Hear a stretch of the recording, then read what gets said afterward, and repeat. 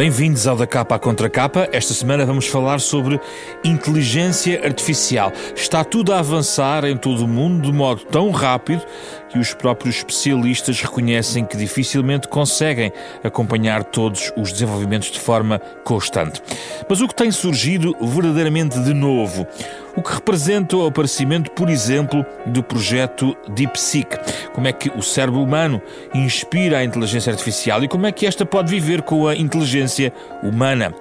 Nesta edição vamos falar sobre o ensaio A Inteligência Artificial Generativa, do professor do Instituto Superior Técnico e presidente do INESC, Arlindo Oliveira. Ele preside também ao Comitê de Acompanhamento Especializado que aconselha a execução da Agenda Nacional de Inteligência Artificial.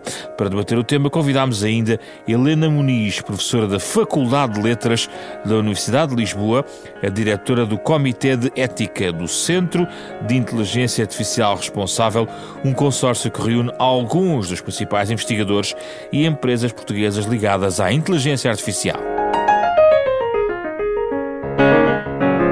Muito obrigado pela vossa presença aqui no nosso programa. Vamos então falar um pouquinho sobre este livro.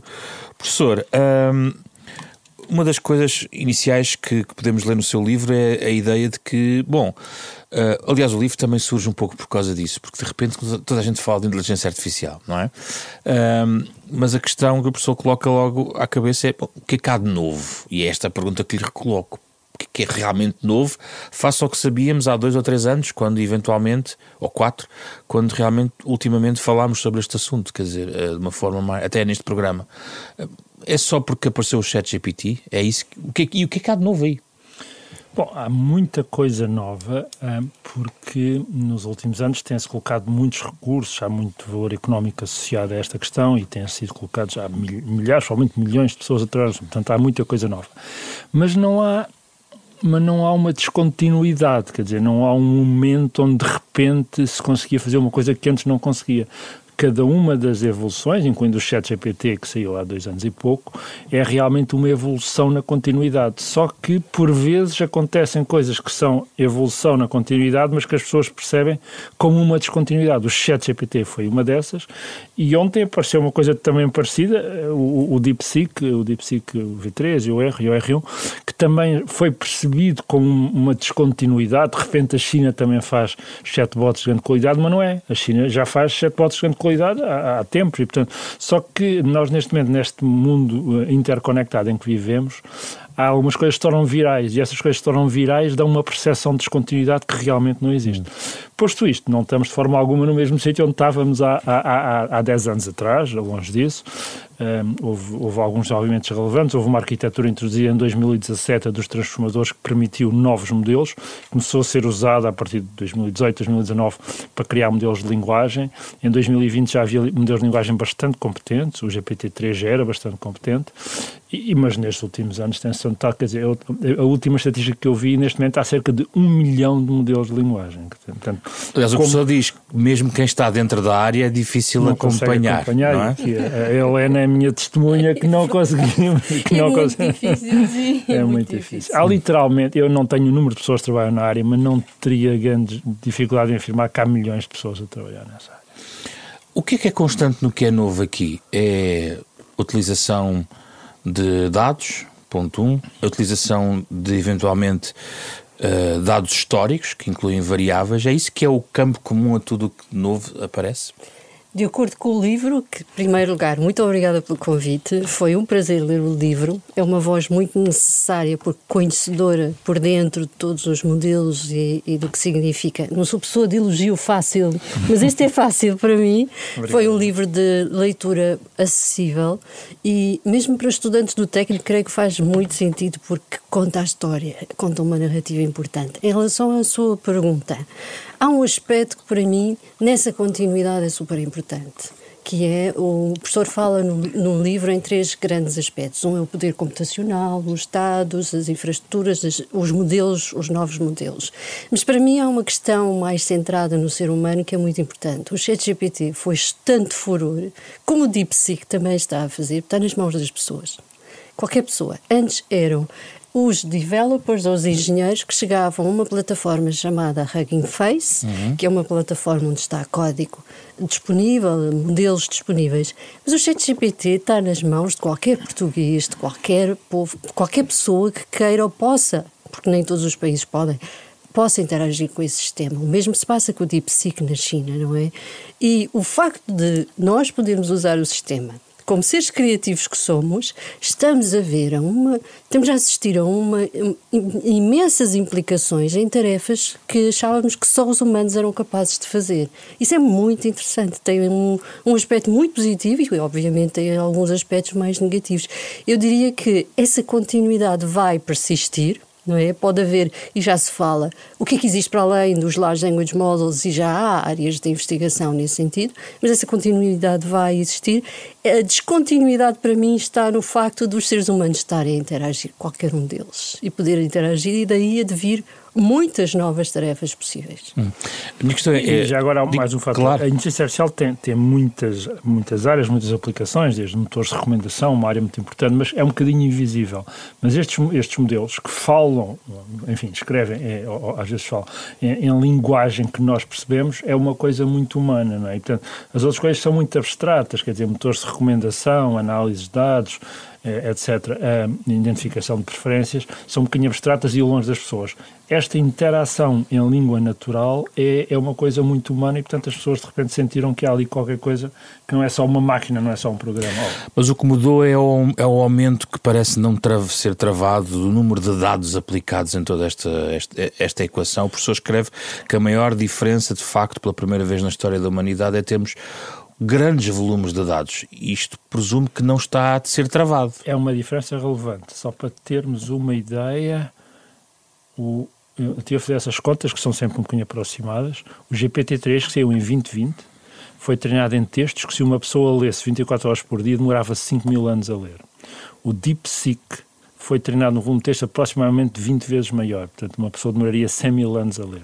E este crescimento dos dados que são usados para treinar o modelo tem sido mais ou menos permanente, e o facto de termos muitos dados permite que os modelos sejam muito mais afinados, que tenham modelos melhores de como é que os conceitos se interrelacionam.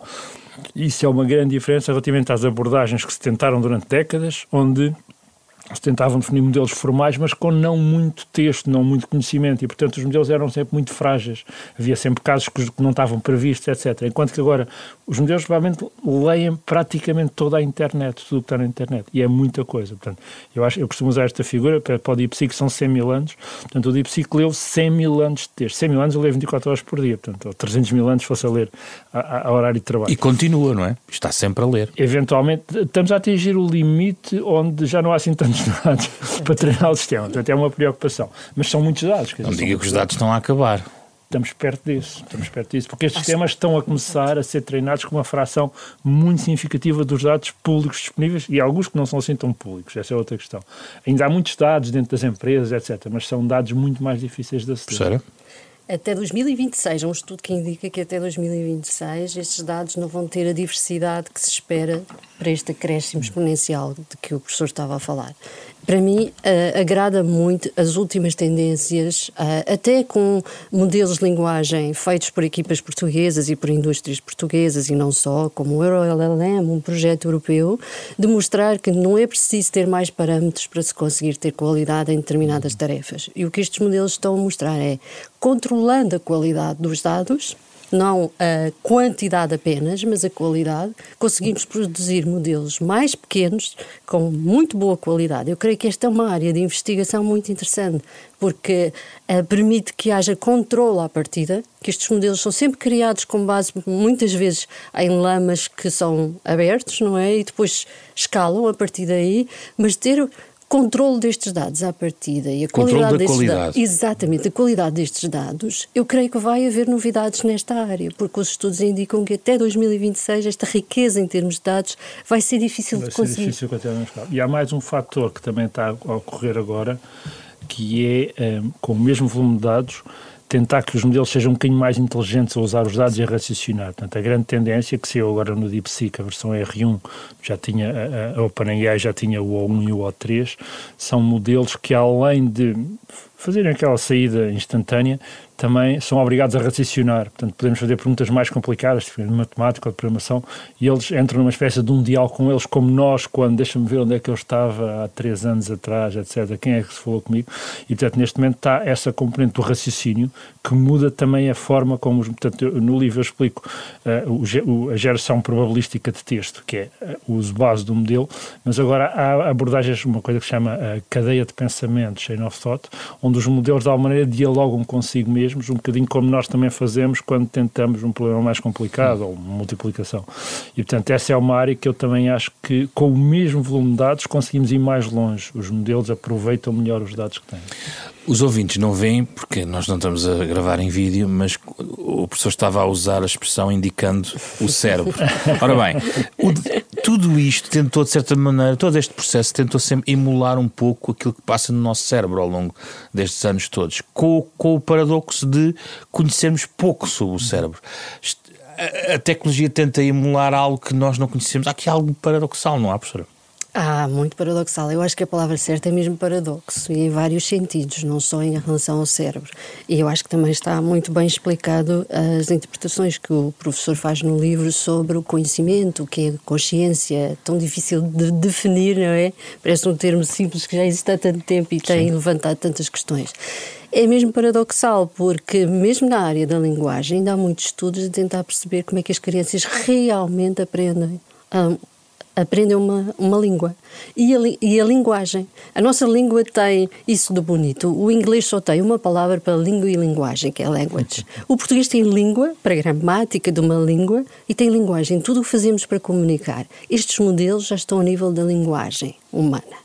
E quando nós dizemos isso, queremos ver neles emoções, traços de personalidade, a forma como comunicamos com tantas pessoas. Só que estas áreas, em termos cognitivos, ainda há muito por descobrir. Já há imensas técnicas de imagiologia, de mapeamento de áreas cerebrais e ativação das áreas cerebrais com áreas específicas da linguagem e com áreas específicas de emoções, por exemplo, e de traços de personalidade, mas ainda há muito a descobrir.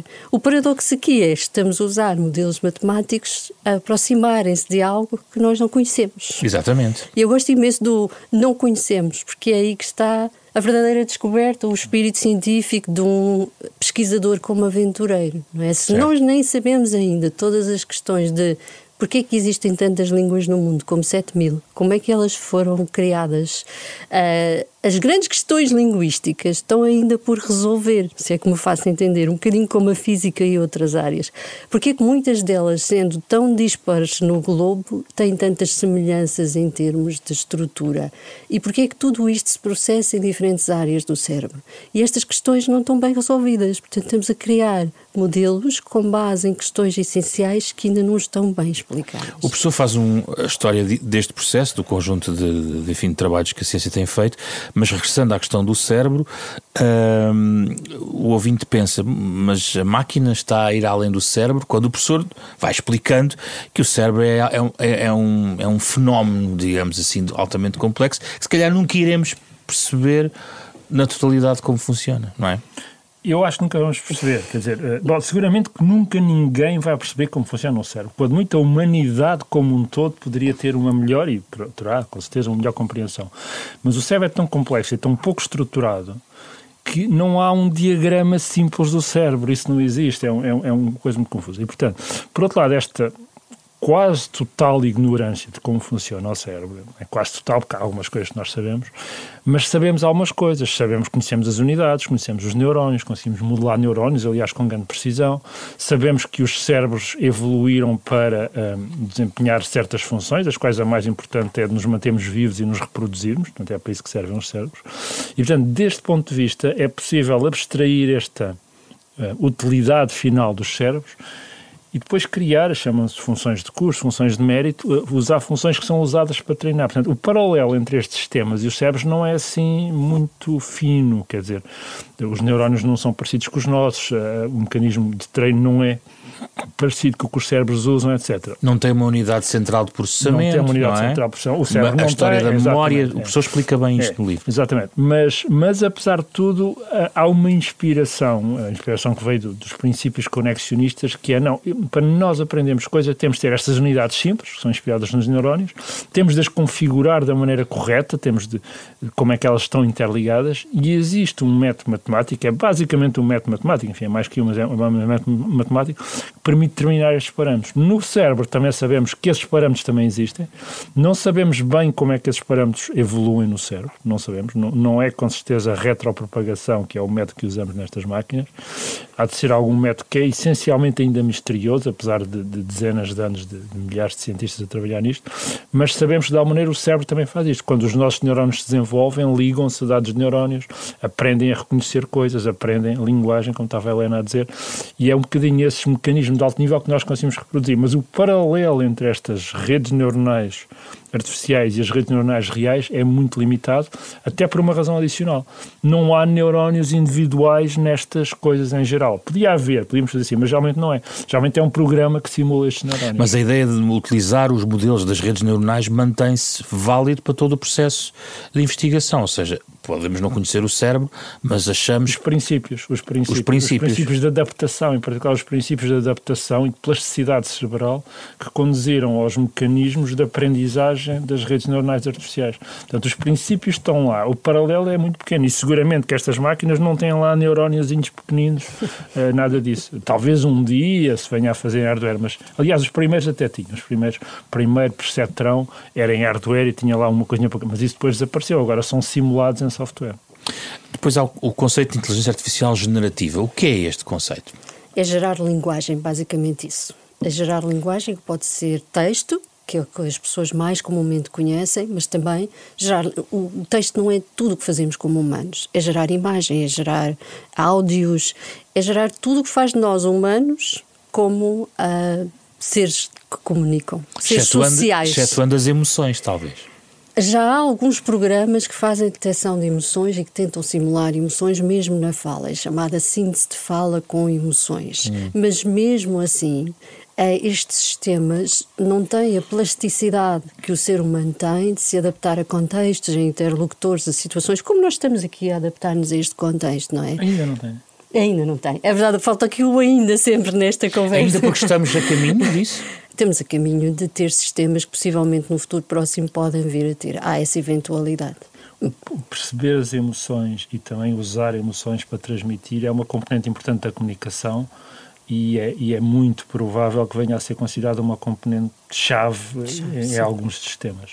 Já agora, mas a ideia básica, portanto, aqui a Helena é uma pessoa da linguagem, mas a componente generativa consiste basicamente em ter descrições probabilísticas, essencialmente, de linguagem, de imagens, de músicas, como foi referido, e essas descrições probabilísticas são suficientemente ricas para permitir gerar novas coisas de acordo com essas descrições. É um termo relativamente recente, eu acho que deve ter poucos anos, o conceito de inteligência artificial generativa, mas vem muito desta componente que os modelos podem ser usados justamente como geradores de coisas, de frases, de imagens, de vídeos, etc. Vem daí a ideia generativa, e o livro tem esse título justamente porque é um conceito relativamente novo, e bastante abrangente. E o que é o fenómeno da alucinação? É quando... que se liga aqui à questão dos modelos de linguagem. É um dos problemas e dos riscos destes sistemas.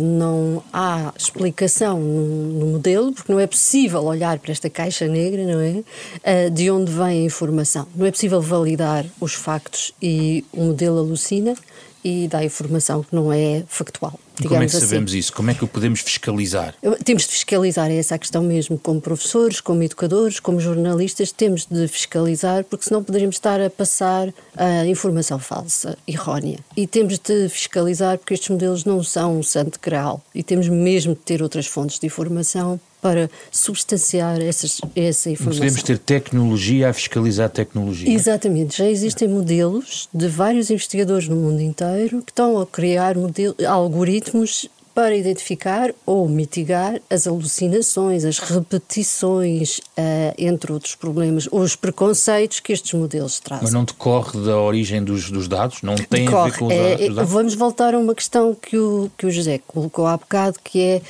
a qualidade dos dados. Sim. Muitas vezes nós não sabemos, por exemplo, ChatGPT, nós não sabemos que dados foram usados no treino. no Lama, nós sabemos uma parte desses dados. Há um índice de transparência da Foundational Models Transparency Index que tem uma série de perguntas, é subscrito por um dos prémios Nobel deste ano de Economia, por exemplo, e estes modelos são muito opacos, têm uma percentagem à volta dos 50% em média em termos de transparência de dados, não é? Que é uma questão muito relevante quando discutimos essa informação. E porquê? Porque os dados de base, mesmo os que são de código aberto, que é ótimo para que se possa evoluir, e eu acho que é muito positivo ser de código aberto, há o problema de nunca sabermos bem com o que é que se está a treinar. E muitas vezes há outro problema associado que é, durante décadas, os dados com que estes sistemas foram treinados são sobretudo de certas zonas do globo, de certas faixas etárias. Estamos a falar sobretudo de homens caucasianos em situações de poder. Então, quando há pouco sublinhavam que muitos dados já foram trabalhados no domínio público, poderemos ter que passar para uma fase seguinte de uma espécie de mineração à procura de dados que não são conhecidos e que requerem um pouco mais de esforço. Olhe, por exemplo, em continentes que não têm sido tão explorados do ponto de vista da origem dos dados? Este é um dos pontos essenciais. Eu estive num summit de AI Policy, ou seja, de políticas de internacionalização e de governança de inteligência artificial, e os países do sul global, os chamados países do sul global, com exceções, precisam muito de ajuda nesta informação. Eles não estão representados, nem se veem representados nestes modelos. Para lhe dar um exemplo, o Falcon, na Arábia, nasceu do esforço de investigadores que não se viam representados no ChatGPT, por exemplo. E isso levanta imensas questões, porque há vários países de África, da América do Sul, etc., que não estão a ver, ou da Ásia do Sul também, que lá estavam representados, que não estão a ver a sua soberania digital, não estão a ter voz digital e não estão a ter voz em todo este desenvolvimento. E uma das grandes preocupações neste summit foi exatamente esta, que se ajudasse, que houvesse entreajuda, que houvesse acordos para que isso acontecesse. Porque, no fundo, o que temos a representar no mundo é dados da América, dados da Europa, dados da China, alguns do Japão, da Austrália e pouco mais. Professor, o que é que pensa sobre isto? Sobre a alucinação, portanto, é preciso perceber, e eu tentei explicar isso, espero que tenha ficado muito claro. Estes sistemas, o sistema base, o modelo de linguagem na sua versão base, é um gerador de palavra, é um gerador aleatório. Portanto, ele gera, de acordo com uma certa distribuição de probabilidades, as palavras que se seguem. Não é? É claro que quando os factos são muito claros, não é? Quando ele diz o único satélite natural da Terra é a seguir de certeza que vem a Lua, não vai alucinar aí, não é? Mas há muitas áreas onde os factos são mais complexos, ou há menos dados, e portanto, eu dei o exemplo da sardinha assada, ele pode perfeitamente alucinar com a sardinha assada, pode dizer que a sardinha assada se acompanha com batata frita, fazer alguma confusão com o peixe frito dos ingleses. E portanto, esse é um risco. Esse risco vai diminuindo à medida que temos mais dados, porque os sistemas começam a ter melhor representação estatística de tudo, mas não desaparece completamente. E, em particular, quando temos perguntas complicadas, ele pode perfeitamente inventar casos de tribunal que nunca existiram, pode inventar artigos científicos que nunca existiram, artigos nos jornais que nunca existiram, ou até pessoas ou factos históricos que nunca existiram. O sistema não pode ser humilde o suficiente para dizer que esta informação é correta ou fiável a 80%? Essa é uma área de trabalho que é os sistemas conseguirem avaliar quanta confiança é que têm sobre uma dada questão. É uma área muito ativa e, a meu ver, muito importante. Mas há técnicas que permitem ajudar isto. Por exemplo, a Fundação Francisco Manuel dos Santos encomendou um robô, um chatbot, que unicamente com base no conteúdo do livro responde a perguntas como se fosse o autor, como se fosse eu. E aquilo está a fazer um bom trabalho, está-me a tirar bastante trabalho, porque não sei se a Helena viu, mas ele já vários jornalistas fizeram entrevistas, e como ele diz, não, você só usa a informação que está aqui no livro e responde com base nisto, e portanto não alucina muito, está a ver, se for perguntar quem é melhor o Benfica ou o Sporting, ele vai dizer que não pode falar sobre isso, portanto, digamos, sabe o que é que não, ou quem é o presidente, etc. Mas sobre o livro ele responde, portanto, há técnicas, esta em particular que eu já chamo-se uma coisa de Retrieval Augmented Generation, com esta informação, com base nesta informação, responde à pergunta. E, portanto, que reduzem a alucinação. Portanto, não é um problema sem solução. É um problema sobre o qual se está a trabalhar, mas as pessoas têm de ter a consciência que não está completamente resolvido e, em particular, se fizerem perguntas abertas sobre questões marginais ou não demasiado comuns na base de dados, ele pode continuar a inventar. Do policiamento, entre aspas, fiscalização, tendencialmente será da máquina ou será sempre de uma atenção humana, da nossa própria atenção como consumidores, digamos assim? As pessoas vão ter de sempre terem atenção, que pelo menos no futuro previsível estes sistemas são falíveis, as pessoas também são falíveis, mas estes sistemas são mais falíveis, por enquanto. Agora, eu acho é que de facto a tecnologia está avançando tão rapidamente que esses casos vão se tornando cada vez mais raros. E, portanto, é importante que nós mantenhamos essa noção, que estes sistemas podem alucinar, inventar factos e até errar, em muitos casos. Isso vai se tornar mais raro, mas é da mesma maneira que também quando temos notícia no jornal também pode ser mentira, não é? Portanto, as pessoas também, não é? Se dissemos que as pessoas ontem aterraram em Marte, provavelmente ninguém acreditaria, não é? Portanto, temos esse espírito crítico, mas eu acho que os sistemas vão ser cada vez mais fiáveis através do uso de técnicas como Retrieval Augmented Generation, Chain of Thought, onde o sistema, isto está a dizer é mesmo razoável, o sistema pode pensar consigo, ok, você diz que há 2 satélites da Terra, isso é menos verdade, depois ele vai ver, não, afinal é só um. Portanto, há várias técnicas que permitem reduzir isso. O fenómeno da alucinação, claro, que era muito comum e muito forte nos primeiros modelos, é cada vez mais reduzido. Aqui entramos naquela questão da transparência e da ética que a professora tem trabalhado também deste ponto de vista, com várias propostas que foram feitas, aliás, falámos sobre isso na altura em outubro, ou setembro, já não me lembro, da reflexão portuguesa, inclusivamente. Para onde caminha essas salvaguardas? Há um conjunto de propostas, é verdade, mas e que aplicabilidade têm, na verdade? Eu creio que a primeira coisa que temos de pensar é que a ética é concretizável. Não é wishful thinking, como se costuma dizer. Não é pensamento teorético e bonito sobre a vida, não é o mundo é todo cor-de-rosa. Eu creio que é um caminho difícil, mas é concretizável. E o projeto, por exemplo, Bridge AI, o que procurou fazer foi isso mesmo, recomendar medidas concretas de, quando tiver dúvidas em termos éticos, qual será o melhor enquadramento para isso.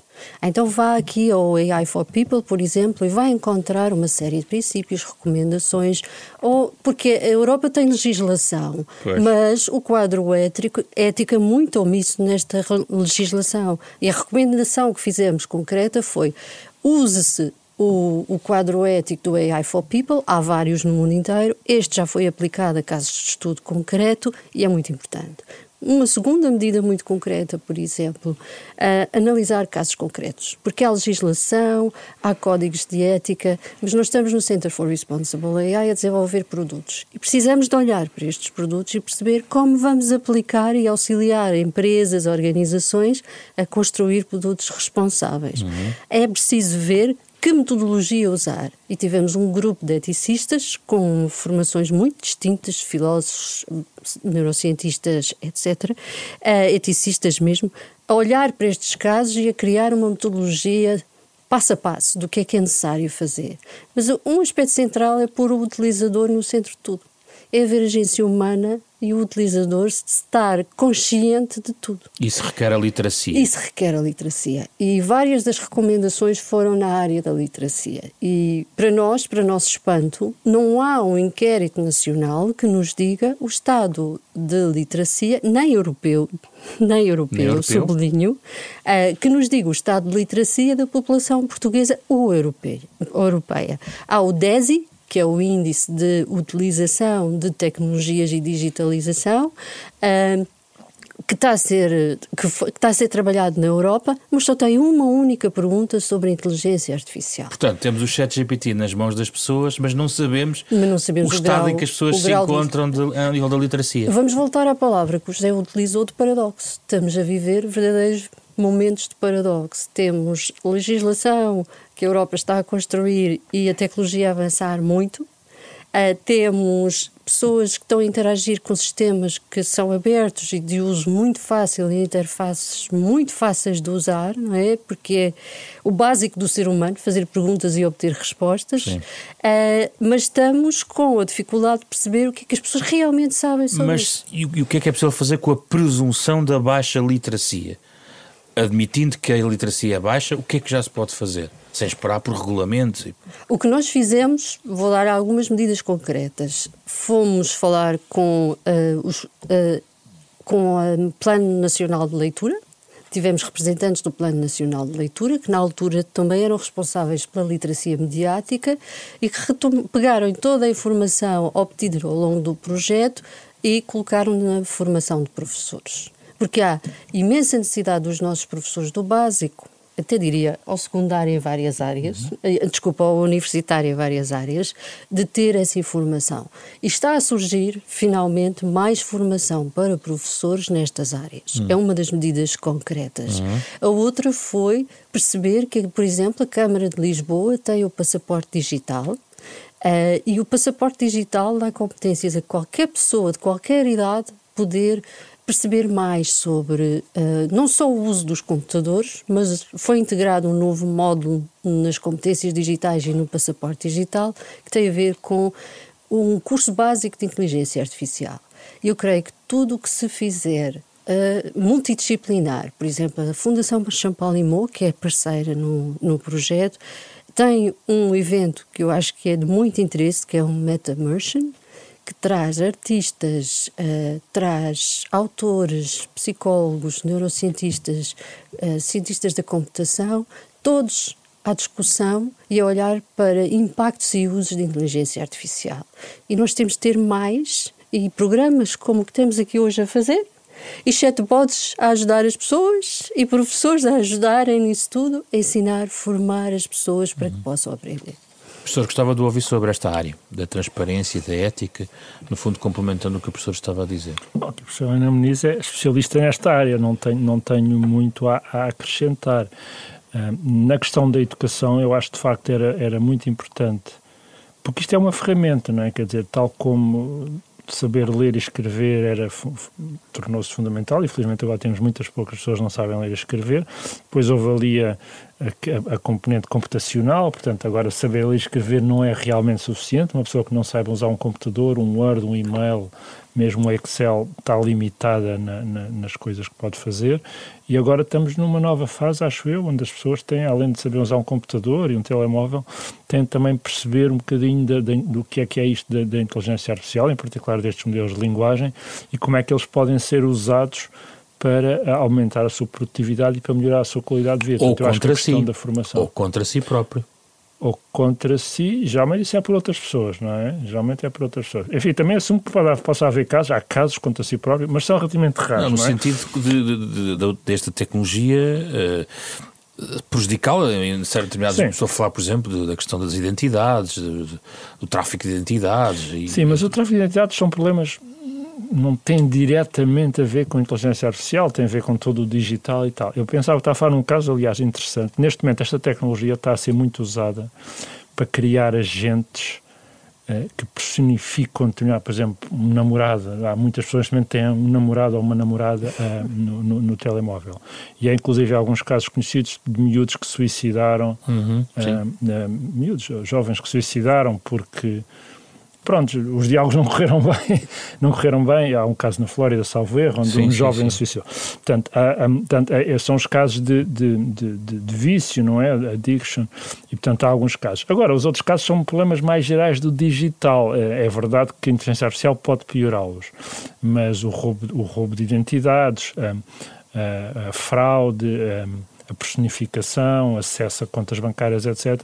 Tudo isso são questões que não dependem criticamente... Estão lá nos riscos que identifica, o ver para querer vai desaparecendo. Estão lá porque são, exatamente, porque a inteligência artificial permite aumentar um bocadinho, mas não são realmente consequências diretas da inteligência artificial. É só uma nova tecnologia que é posta, mais uma tecnologia que é posta ao serviço, basicamente, dos criminosos. Não é?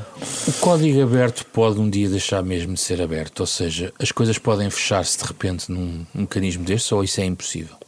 Eu não gostaria de ver. Eu acho que a comunidade de código aberto tem feito muito. É muito grande. Parece difícil. E parece muito difícil, é muito forte e tem muitas vozes muito fortes, como Yann LeCun, do Meta, que é um dos protagonistas do Llama, etc. Eu não gostaria de ver, mesmo sabendo todos os perigos que tem. É como qualquer instrumento que usemos, não é? Um chefe de cozinha com uma faca pode fazer um brilharete. Eu, com a mesma faca, se calhar não tenho a mesma destreza e não a sei usar. Uma faca nas mãos de alguém com más intenções. Um instrumento, como o professor dizia, é um instrumento. pode ser usado de diferentes formas, não é? Pode não ser uma questão estritamente dessa dinâmica. Eu coloco, por exemplo, a questão do ponto de vista até do fechamento de algumas sociedades e eventualmente comunidades em torno até dos dados. Eu acho que é. Sim, é difícil inverter o processo. Quer dizer, os dados obviamente poderão vir a ser, aliás, a Europa é até das partes mais restritivas no uso de dados.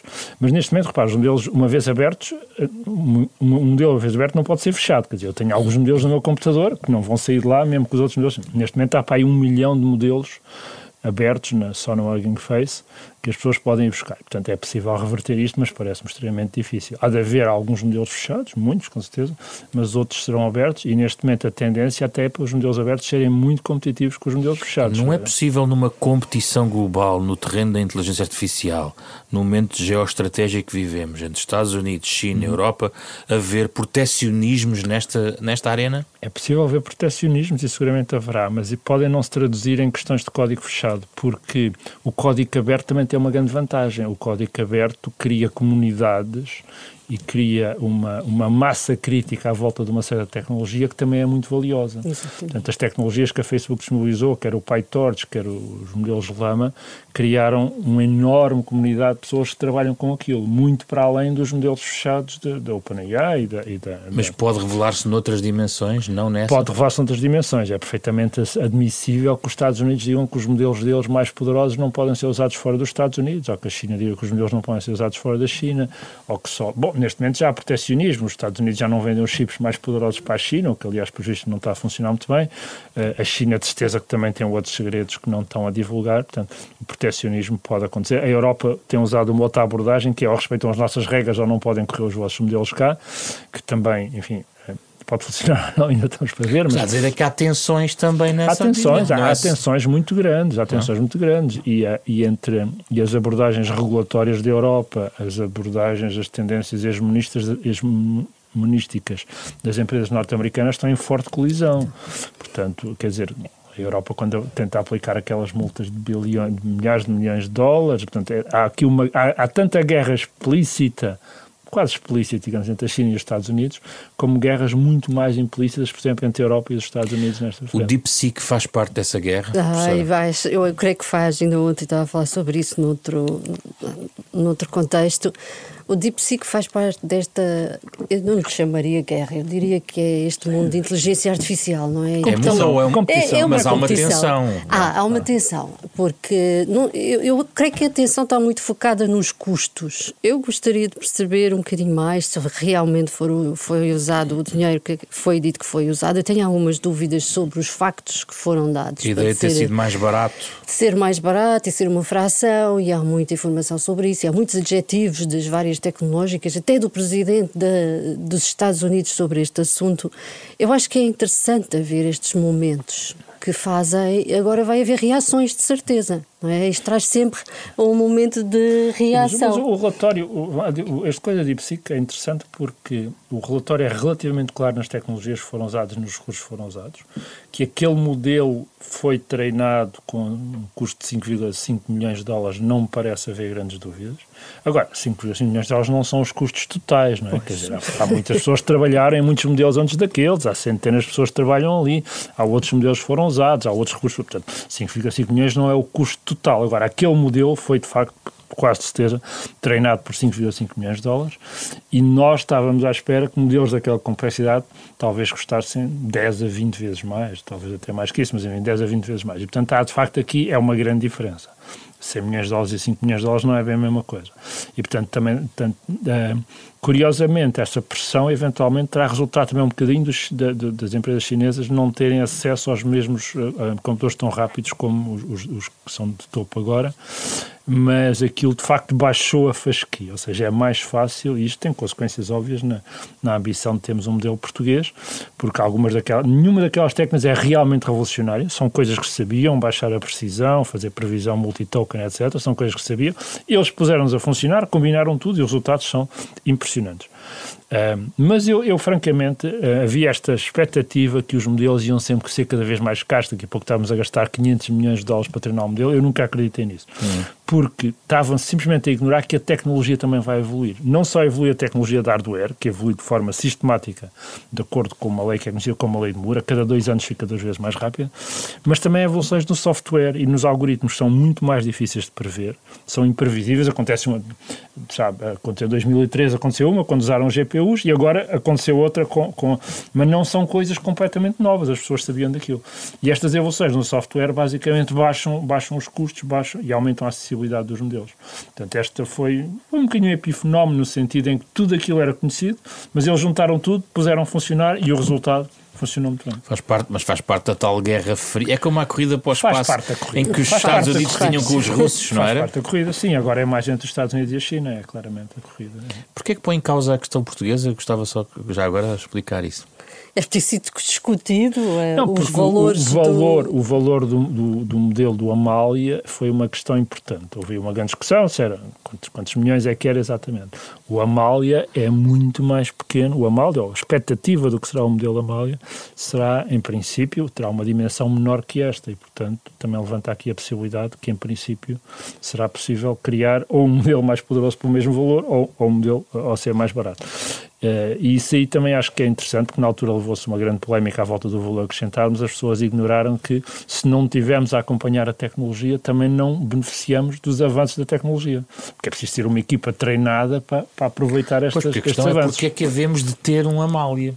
Eu creio que é super importante ter um Amália, tal como tem um Lara na Itália, um Poro na Finlândia, ou agora recentemente o Alia em Espanha. É importante ter voz digital, como eu lhe estava a dizer. Há muitos países que estão a tentar ter essa voz e não conseguem. Eu creio que é importante termos esta voz, vermos-nos representados, termos sardinhas assadas bem representadas lá no modelo, já agora, e creio que é importante ter voz digital neste mundo. E não podemos continuar a dizer que a Europa não está lá, é só a China e bipolarizar tudo. Isto não pode ser uma questão de bipolarizar. Não pode ser só o polo americano e o polo chinês e toda esta discussão ser em volta destas duas grandes potências. A Europa tem uma palavra a dizer e cada país europeu tem a sua própria identidade e deve ter essa voz. Não é só o modelo, é todo o know-how que se aprende, as pessoas que se atraem para trabalhar, as pessoas que não vão para os Estados Unidos e para a França e para a Alemanha. Portanto, o modelo em si até é possível que daqui a 3 ou 4 anos já tenha sido ultrapassado por qualquer razão, mas todo o conhecimento que se adquire em projetos destes é fundamental. Isso é fundamental em Portugal e na Europa, e não podemos dizer isso é coisa para os americanos e para os chineses, é o que a Helena está a dizer. Nós temos de estar ali. Se é criando um modelo, ou é adaptando um modelo, ou é usando e personalizando os outros modelos, é uma discussão interessante a ter, e aí há muitas abordagens. Mas que nós temos de ter o know-how, não podemos ficar ao lado da corrida pelos sistemas cada vez mais poderosos de inteligência artificial. Exatamente. Seria uma enorme asneira. Já ficamos ao lado da primeira revolução industrial, não é? Por isso é que Portugal não é o Reino Unido. Não convinha ficarmos agora ao lado da quarta revolução industrial. Agora, eu gostaria que o Amália fosse submetido a um índice de transparência, como os outros modelos são, muitos deles no mundo, os maiores do mundo, vais tomar nota, não é? E que fosse realmente explicado que dados estão a ser usados, como estão a ser usados, e que passasse nas salvaguardas todas que são necessárias para que este modelo represente realmente os portugueses. E gostava de perceber, porque é dito que vai ser usado o arquivo.pt. Eu não sei se o arquivo.pt tem todas as demografias portuguesas. E eu sou açoriana, não sei se, por exemplo, São Miguel estará bem representado. Eu não sei se o Norte, Sul... Há várias tradições. O que nós chamamos cultura abrange muito. Não é? Abrange artefactos nossos, abrange cancioneiros, abrange direitos, dados que estão muito preservados nos direitos de autor. Eu não sei, por ignorância minha, o que é que o arquivo.pt tem. Já fiz algumas pesquisas, mas não consegui perceber bem o que é que o arquivo.pt tem. E eu acho que tem de haver muito cuidado no controle de qualidade de dados, na representação demográfica destes dados e nas faixas etárias que vamos estar a representar. Porque se vamos dar voz à cultura portuguesa, a cultura portuguesa é de norte a sul e ilhas, e até pode ser da própria diáspora, que tem outras formas de se expressar dessa cultura, e também são cultura portuguesa nessa diáspora. Mas na transparência em particular, o que é que procura? Procuro que seja mesmo submetido ao índice de transparência, o questionário todo como existe standard já feito, que seja também submetido ao European AI Act e às plataformas todas que o European AI Act permite, e que o Amália vingue como um excelente exemplo de um modelo ético, responsável, e eu creio que tem tudo para conseguir isso, com algum trabalho e com alguma investigação feita. O meu problema aqui é a questão de que dados vamos usar, e é dito que vai ser multimodal. Portanto, que aspectos de fala serão utilizados, que corporais... Já agora, há aqui... Que resposta é que pode dar? Eu não queria entrar muito aqui a fundo nesta questão, até, mas quer dizer, é preciso perceber que a elaboração do modelo tem várias componentes. Tem o treino do modelo propriamente dito, mas que em última análise acaba por ser quase a última fase. Uma só faz um processo, tem toda a componente dos dados, quais são os dados, como é que se curam os dados, como é que se validam os dados, portanto, que é um bocadinho independente, ou pelo menos complementar do treino do modelo, e depois há uma componente de validação do modelo. O modelo, uma vez treinado, tem de ser validado, e portanto, isto são diversas componentes que podem e devem ser feitas, e que, se forem bem feitas, terão em atenção aqui as preocupações da Helena. E eu acho que temos condições para fazer isso. Se depois vamos fazer ou não, se temos tempo, fazendo isto a correr, é uma questão. Eu penso. Mas é uma questão porque demora tempo a executar isso. Todas as coisas demoram tempo, e às vezes a pressão é muito grande, até a pressão política e mediática às vezes é muito grande, e eu acho que isso complica muito. Eu acho que nós pudéssemos fazer as coisas um bocadinho com mais calma e com menos pressão mediática, ajudaria um bocadinho. Mas, de qualquer maneira, com ou sem pressão, vai ter de ser feito. Há várias componentes, há a validação do modelo, há a componente da qualidade dos dados e da validação e transparência dos dados, há a componente técnica da treino do modelo. Eu confesso que estou muito focado nesta parte, que é a minha parte mais central, mas as outras partes são igualmente importantes. Estou mais focado, enfim, eu não estou envolvido no projeto, mas é parte quando eu presto mais atenção. Mas todas as componentes são importantes, e eu acho que temos condições para fazer isto, e acho até que temos condições, independentemente se gastamos não sei quanto, temos condições para que daqui saia muito conhecimento interessante e resultados interessantes. Já agora só uma nota. Nós, quando usamos estes modelos, os ChatGPT, o DeepSeek, eu não conheço exatamente os termos, eles, quando são usados neste modo, são gratuitos, mas quando são usados dentro de sistemas de informação, não são. Pronto, isso é um ponto. Nós pagamos por cada token que mandamos para o OpenAI quando isto é integrado no sistema de informação. Portanto, temos modelos nossos, não é só gasto, também há o lucro de não estarmos a usar. Pois, há a questão da acessibilidade, não é? E eu estava a pensar numa outra questão, que pode-se argumentar, que é, tal como na saúde e educação e até na comunicação, há serviço público, no sentido de haver sistemas mais universais e de acesso mais aberto. Na inteligência artificial, nestas aplicações, também poderemos vir a ter uma estruturação global em que há serviços públicos e depois relativamente desenvolvidos, e não só para alguns, e serviços privados onde estão realmente o motor da inovação. Isso existe agora, como sabe, não é? Acesso diferenciado. Certo. Portanto, aqui podemos decidir o que é que queremos fazer. Eu creio que deveria haver, para que fosse mais justo possível e mais igual possível, um serviço global que permitisse usar toda a informação de forma gratuita. Só que nós dizemos gratuito, e o gratuito para nós, europeus, é muito diferente do gratuito para um país, por exemplo, em África. Alguns países africanos... Está a pensar em África, que a África, no meio desta revolução, se não tiver meios, ficará para trás. O digital divide vai-se agravar. É muito. E nas próprias palavras do diretor da ONU, é um fosso. E se não for agora comatado, este fosso torna-se muito, muito mais denso. Eu acho que ele usa mesmo a expressão precipício. E se fizermos esta desigualdade constante, nós não estamos a criar um mundo melhor de forma nenhuma, nem um mundo mais justo, nem um mundo mais igual. Estamos a falar de modelos que nós dizemos são gratuitos, mas muitas pessoas nem sequer têm acesso à internet ou... Quando a questão é ter acesso à água potável ou ter acesso a um computador, e em muitas partes do mundo é essa a questão, não é? Há aqui muitas questões que têm de ser resolvidas internacionalmente. Nós não temos conseguido fazer isso, por exemplo, em várias áreas, nas alterações climáticas, na saúde pública, muitas vezes temos tido algumas dificuldades em fazer essa subsidiariedade. A digital é onde isso é menos difícil de fazer. É difícil de fazer em todo lado, mas a área digital é onde é menos difícil. Portanto, neste momento na África praticamente a gente tem um telemóvel com, enfim, toda a gente será um exagero, mas uma grande fração terá um smartphone com acesso à internet. Eles saltaram por cima de uma série de infraestruturas, incluindo as redes fixas de comunicações, etc.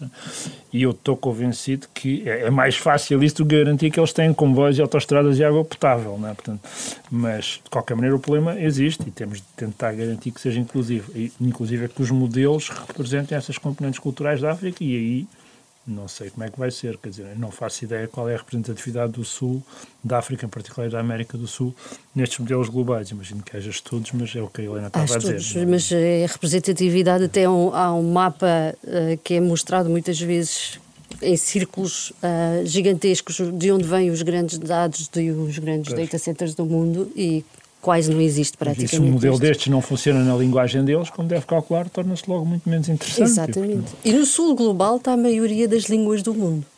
Outro paradoxo, está a ver? Outro paradoxo. A maioria das línguas do mundo está no Sul global. Estamos aqui quase a chegar ao fim. Professor, esta questão do DeepSeek, para um leigo, diz-me que essa ideia da suspensão da investigação ou desenvolvimento, a moratória... É disparatada. Mas eu sempre disse que era disparatada. Ao menos isto aqui vem só confirmar o que eu sempre disse. Não só... Quer dizer, os argumentos de base de quem defendeu essa moratória, certamente alguns são estimáveis, como é que se responde a esse tipo de argumentos? Não era bem a moratória o instrumento, mas há outros? Há duas coisas aqui. Portanto, falando da moratória, há a intenção de garantir da minimização dos riscos, que eu acho que é uma intenção meritória e não duvido que tivesse por trás pelo menos de alguns dos signatários, não todos, mas de alguns signatários da moratória.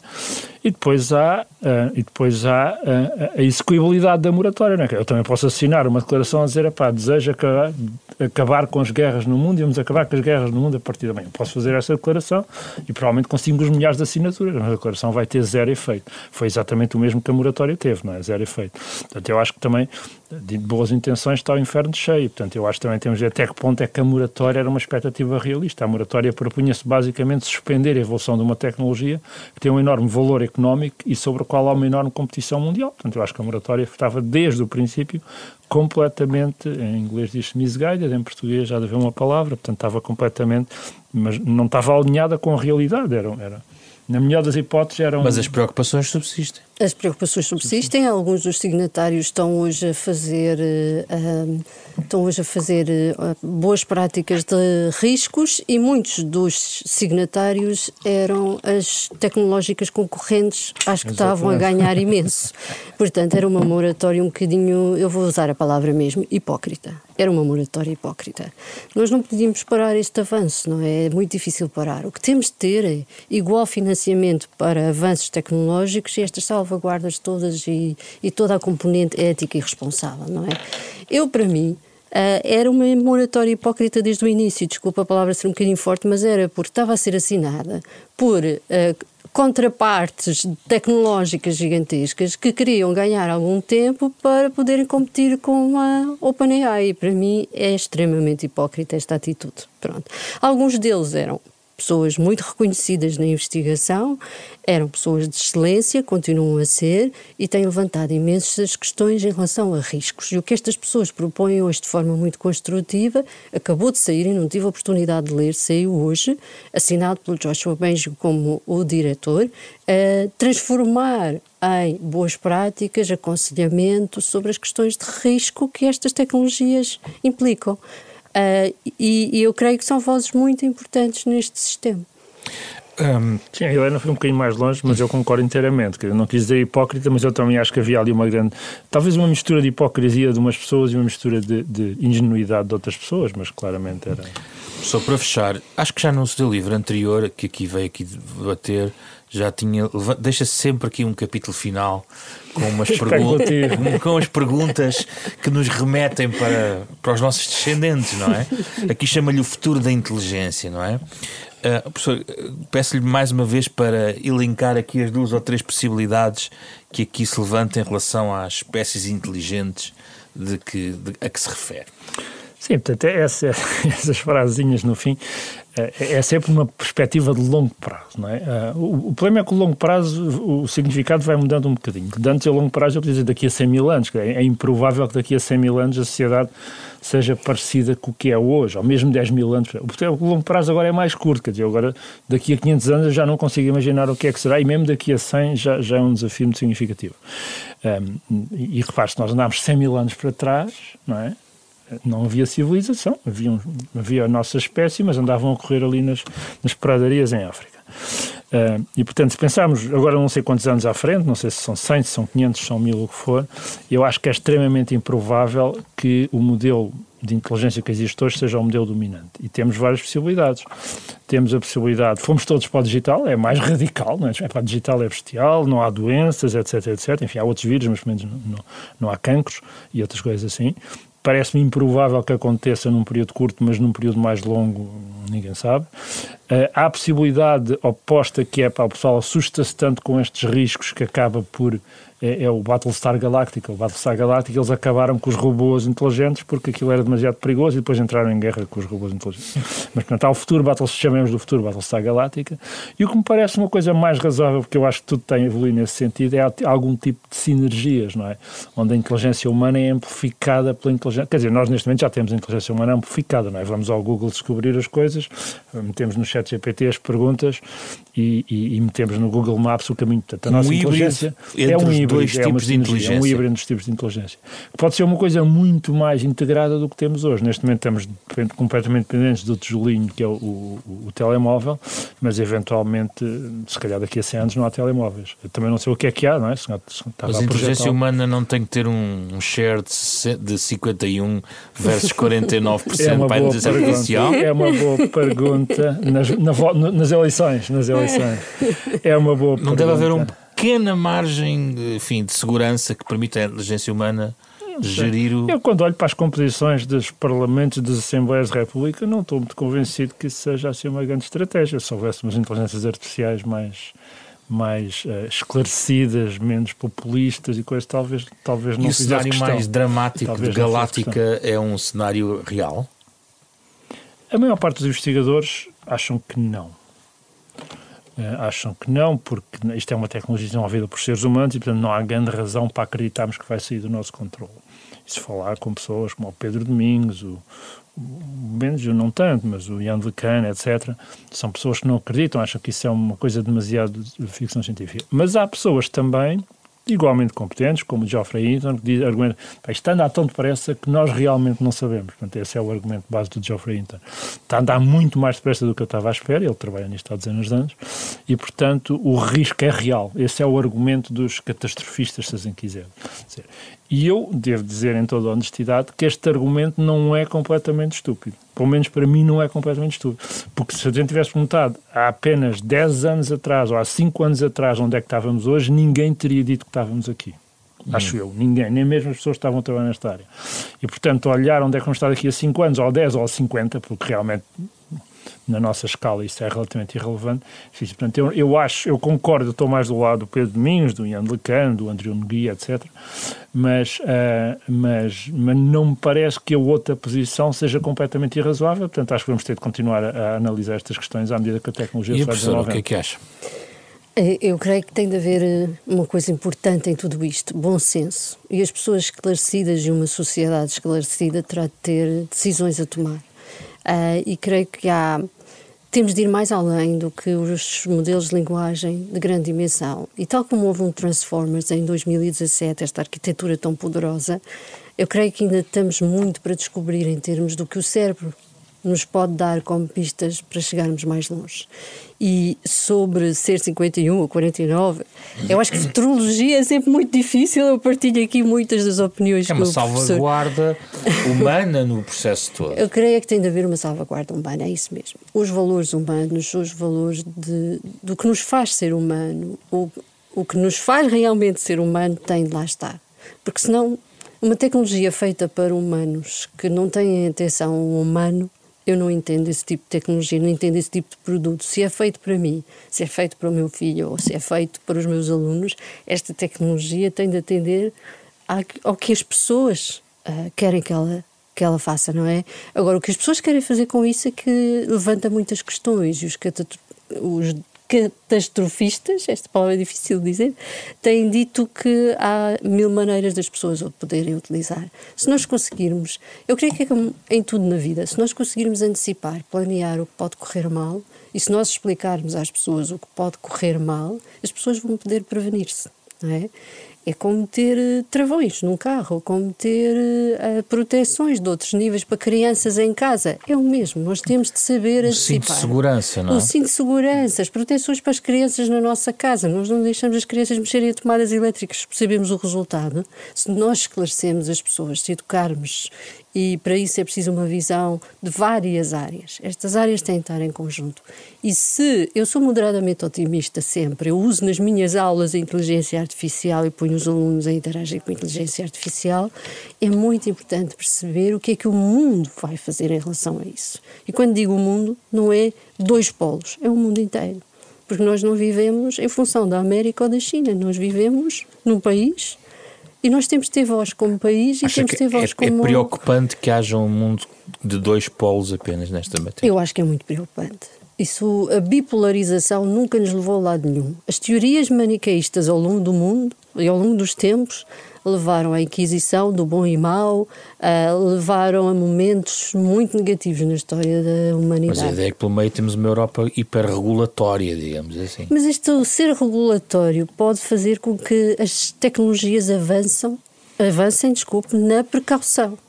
Nós vamos precisar de tecnologias para observar outras tecnologias. Nós falámos há pouco disso, sim, não é? Sim. E eu creio que é o momento da Europa vingar, porque tem uma palavra a dizer. E nós temos sempre a ideia, temos de estar à espera da Europa. Eu acho que isto é um princípio muito errado da nossa cultura. Nós temos tudo, nós temos excelentes professores, nós temos excelentes escolas no país, nós temos empresas a fazer bom trabalho, nós temos organizações com vontade de fazer, nós temos de juntar esse querer para se construir.